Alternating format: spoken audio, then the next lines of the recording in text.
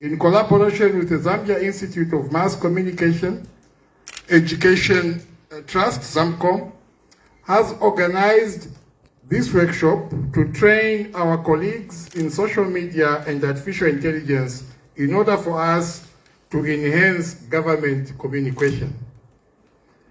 Distinguished ladies and gentlemen, Honorable Minister, this meeting has drawn participants from that of the role of social media in PR concentration or content creation and management, basics in web design, artificial intelligence and PR and development of communication plans, among others. These are not just professional skills, they are tools for democracy, accountability, and social cohesion. More importantly, we want this to be an interactive space. Ask questions, share experiences, challenge ideas, because PR thrives on conversations, connections, and collaboration. Let this workshop be an inspiration for you to think creatively, act strategically, and communicate with purpose. Distinguished ladies and gentlemen, may I now call upon the Honorable Minister to come and address us. Honorable Minister, sir.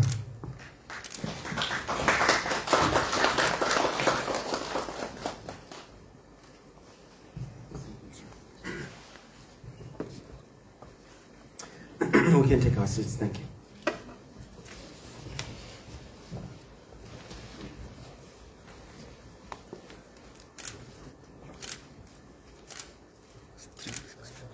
But you camera people, me I want to interact with you. This is part of your disinformation.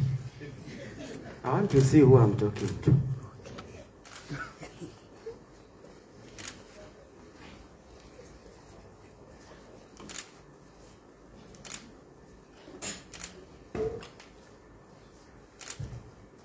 Let me begin by recognizing in our midst the presence of the Permanent Secretary for the Ministry of Media, Information and Media, Mr. Kawana. Thank you for inviting me. The Executive Director, ZAMCOM, Kenneth Mwila, Directors present, representatives from the PDU, distinguished facilitators, dear participants, my own dear friends and colleagues from the press, ladies and gentlemen. Good morning. I don't know if you are enjoying your stay in Livingstone or you are yet to, because I could see that even singing the national anthem was a tall order. Anyway, by the time we reach Friday, Saturday, all faces should be smiling. It is a pleasure to join you today at this important public relations practitioners workshop organized by ZAMCOM, a platform where communication experts from the government ministries, provinces and statutory institutions have convened to leverage social media and artificial intelligence to enhance government communications. I commend you, ZAMCOM, for this initiative, and also thank the institutions that have sent representation here. This workshop demonstrates our resolve as government to continue to strengthen the government communication system and our desire to live up to the challenges of the changing dictates of our moment relating to public relations and communications. This meeting comes at a time when disinformation, misinformation, and deliberate falsehoods and or propaganda about governments and its leadership are increasingly being circulated across various media platforms, particularly social media. This trend presents a serious threat that has the potential to polarize public opinion, promote hate speech, mislead the public, and ultimately undermine democratic institutions and democratic gains that this far have been attained by our country. As you all agree with me, in the last 3 to 4 years now, speaking for and on behalf of this government, major research institutions that have come to have a say about our democratic credentials, our governance credentials, our economic management credentials as a nation have given a thumbs up to President Hakainde Hichilema and the New Dawn administration and our great nation, Zambia. The Afrobarometer has rated Zambia as one of the best countries performing in terms of its democratic gains. The Mo Ibrahim Foundation has equally given a thumbs up to the governance of this country. And these are internationally reputable institutions. The Moody's rating agency recently rated Zambia's economy as one performing the best on the continent. Today, as we speak, we are all witnesses, gradually but progressively, in the recent months, consistently, so not less than 4 months, the cost of living continuing to go down, as evidenced by the JCTR monthly food basket survey. The inflation rate has consistently been going down. In May, from 15.3% to 14.1% in June, and it is expected to continue to slide downwards with a projection that it will settle and crystallize at a single digit by the time we reach December. Fuel prices have also been going down recently, and presently we are amongst countries in the region with the lowest fuel prices. The kwacha has continued to gain buoyancy against major convertible currencies and now hovering at about 24 kwacha per dollar from the 28-29 of a few months ago. All these are economic indicators of a functioning government with functioning policies that are being responded to in terms of market forces. And this is a good story for our country and for our people. But when you go to social media, where political pundits and political busybodies are active and have assumed a singular role of being spokespersons for all of us without mandate, you find that the picture is totally different.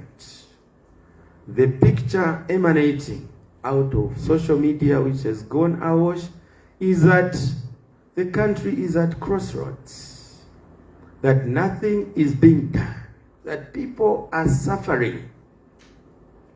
Such is the challenge that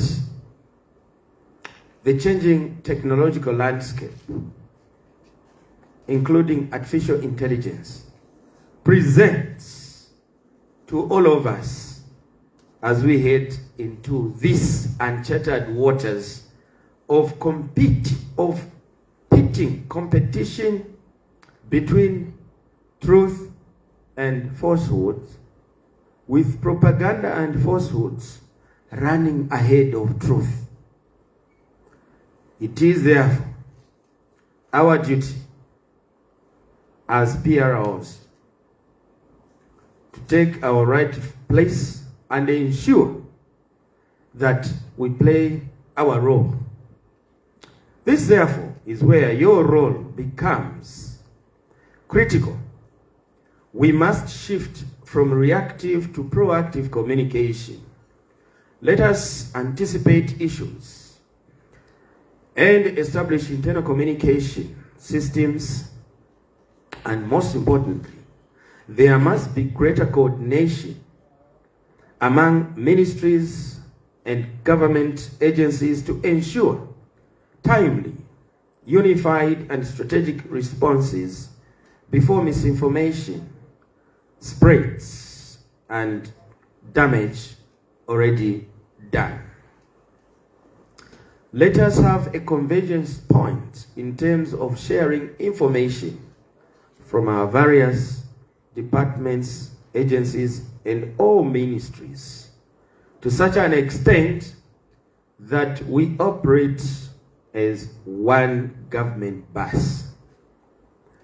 After all the information that we give to the public coming out of various government departments, agencies, and ministries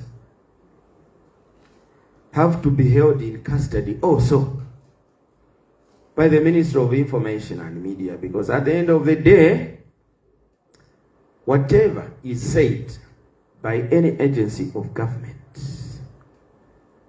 my colleagues from the media have a tendency that when they have not seen or understood exactly what is being communicated, they may not get back to you to find out what is meant. They will phone us. NAPSA has told us that they have sufficient money to pay 20% partial payments. But we've just come from their branch and we found people complaining there are long queues. It would appear there is no money. Minister of Information, what's your reaction? Yet the statement that was given initially that NAPSA has enough money was not given to my PS, so that we are equipped at any time that when, I'm just using that as an example, that when we have a query relating to an issue arising out of a government agency, we are also already aware, and we also have been briefed what that is all about, so that we can't pass the baton to another. Imagine when I'm called as Minister of Information or PS Information to give a position coming out of Ministry of Labor, for instance, and we have not been given anything. There are negotiations going on with labor movements, and we are in a total darkness, load shedding. Yet the media will ask us, how do we defend government? Those are instances where I tell my colleagues from the media that I'm in a meeting, can I get back to you later? It's because of poor coordination. I now have to pick the phone to start phoning. PS, are you aware of this? Okay, can we phone Minister of Labor? Oh, yeah, yes, we had these tripartite talks, but so far we've made progress except for this. You see this? We need to clear out such kind of glitches, for they distort smooth government information flow to the public, and particularly for our concern as ministry, to the media, because the platform through which the citizens get to gauge the accuracy of the information as between that gotten from social media and that coming through traditional and authentic media lines. Distinguished ladies and gentlemen, government under the leadership of President Hakainde Hichilema has demonstrated its strong commitment to enhancing transparency, accountability, and open governance in the country by enacting the ATI and the ZIPRAC laws. It also worth noting that 2 weeks ago at its sitting, Cabinet did approve the introduction of regulations to govern the operationalization of the Access to Information Law, for which we think this is a step in the right direction towards accountability, transparency, and achievement of open government. In this regard, as Chief Government Spokesperson, I wish to strongly appeal to you all to foster collaboration in your work.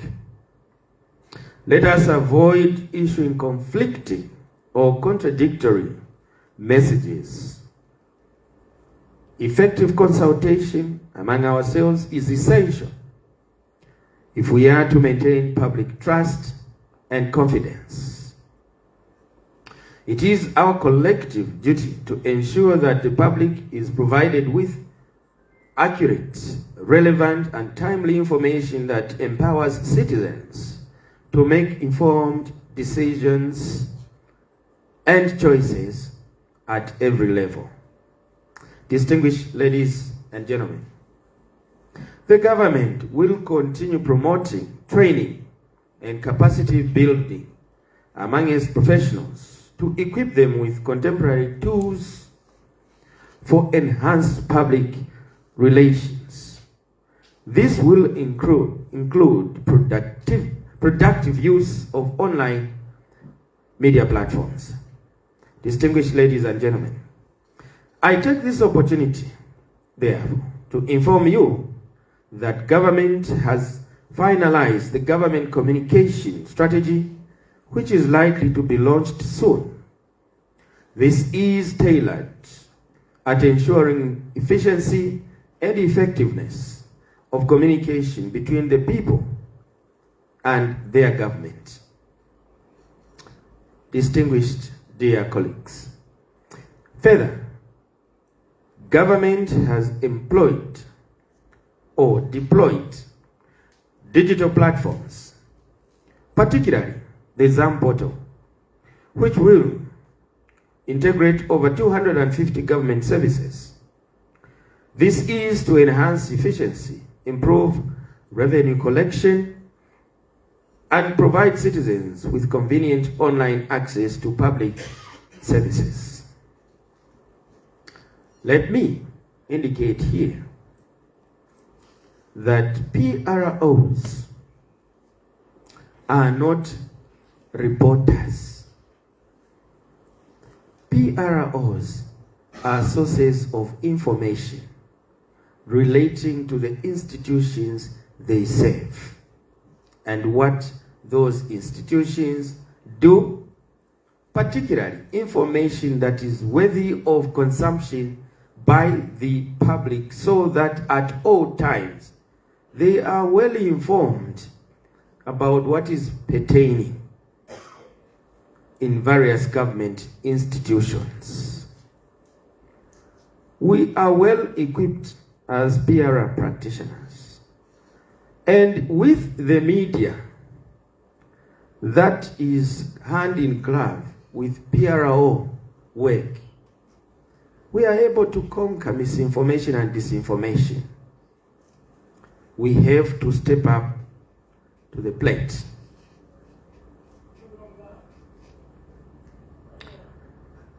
Let me also, as I conclude, take this opportunity to appeal to PROs, those who are here present, PPROs, and those who are not here present or in attendance, including and particularly PROs of various local authorities, that much is expected to whom much has been given. The government's flagship developmental career program is CDF, which is being run and managed by local authorities.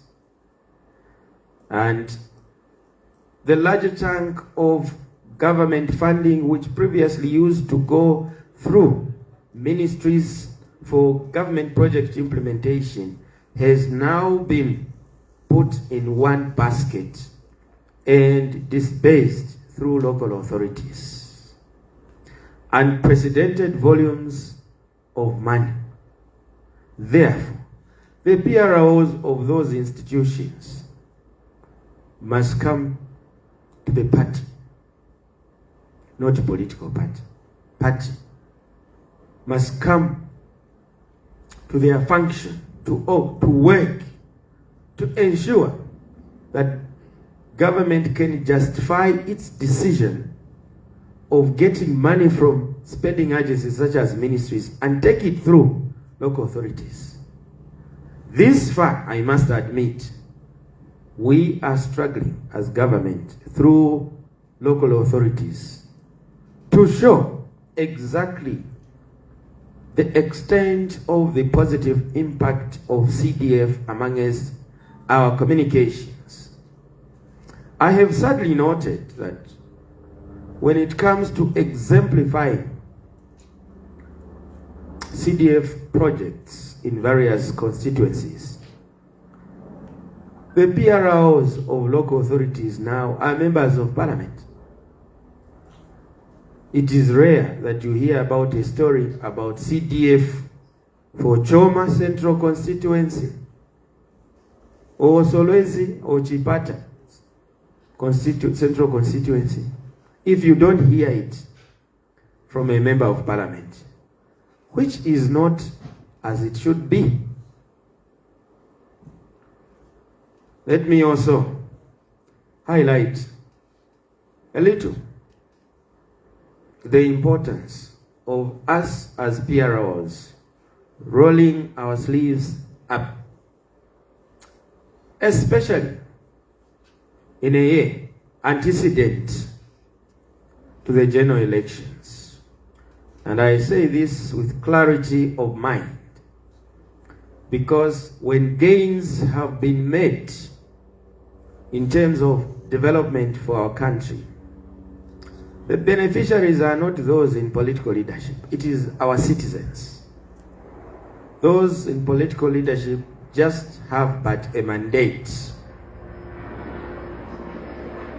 to bring about national development. It's not to their glory. It is for the record of progress of our country. And that is the reason why it is a duty of us in various designations as PROs that when things are happening in your institutions that relate to developmental progress, we must exemplify that so that the citizens can begin to understand the value of their vote. For instance, now, we do have a number of government deliverables that you only hear from people like me, politicians. And when we speak as politicians, ordinarily, what we say is taken with some level of contempt or in ordinary parlance of language. It's taken with a pinch of salt. Because sometimes you don't know whether I'm politicking or what I'm saying is genuine. Fortunately for me, you know I tell the truth. Government has delivered on many fronts under the leadership of President Hakainde Hichilema. Promised free education has delivered. Promise reinstatement of meal allowances to students at public universities, he has delivered. Promised expanded CDF to ensure that children don't sit on the floor, that maternity annexes are built, that artisanal skills are being given to our youth who ordinarily may not have gone to conventional colleges and universities. He has delivered. Retirees who used to sing outside the Ministry of Justice ahead of 2021 general elections for 2 months, because that's where I passed from home. 2 months. Almost all of them paid. With the last batch, paid some 2-3 weeks ago. The Zampost workers, where now the Ministry of Finance released 30 million kwacha for their payments. Resuscitation of mines to a level where production levels today were last seen at those levels in the year 2009. And that's why you are seeing even the kwacha beginning to appreciate. The president, not too long from now, will be commissioning Kabwe Mulongoshi Textiles, which had been promised by various administrations to be resurrected. The president has delivered. Debt restructuring, which many, including those in the political and leadership realm, had said is unattainable, has been attained. The handling of the drought, national disaster and emergency arising out of the worst drought in our living memory. That even with the worst drought, yes, we recorded a spike in mealie meal prices, but maize and mealie meal was readily accessible and in many instances affordable.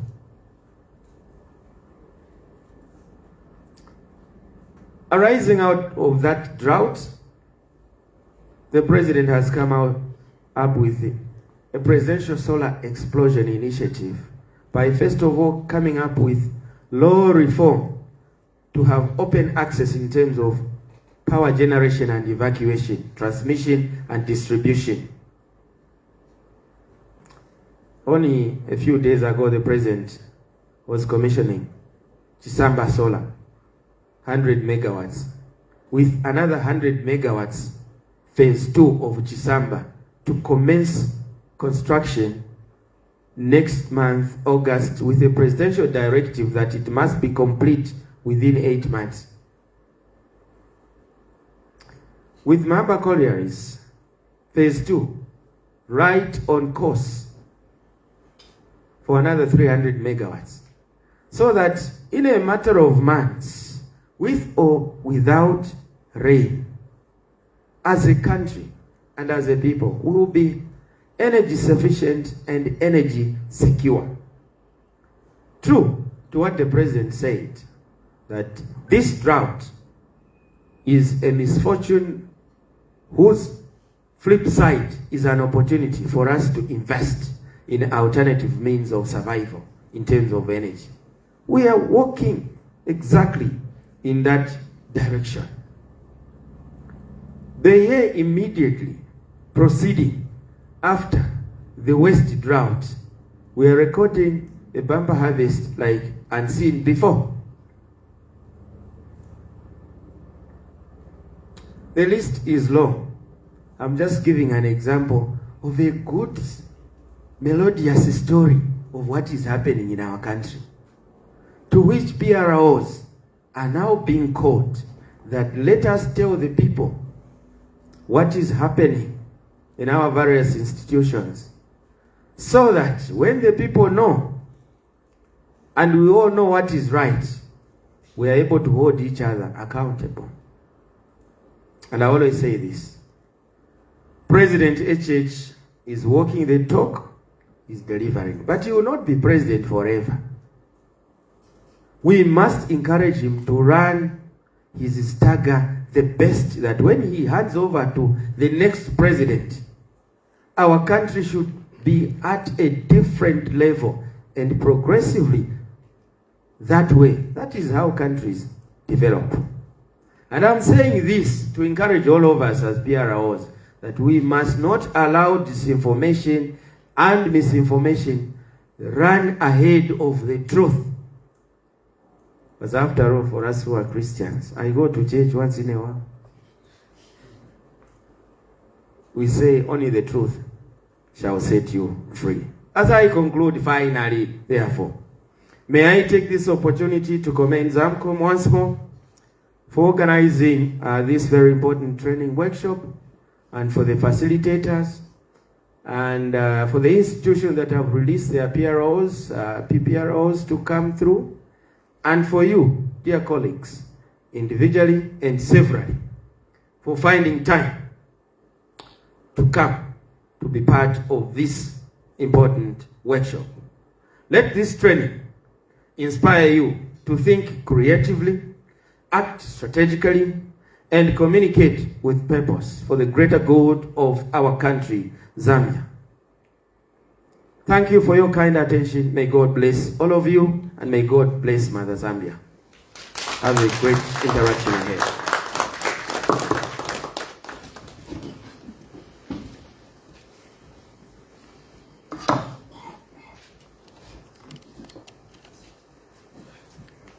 Honorable Minister, thank you very much for that elaborate and very informative speech. We may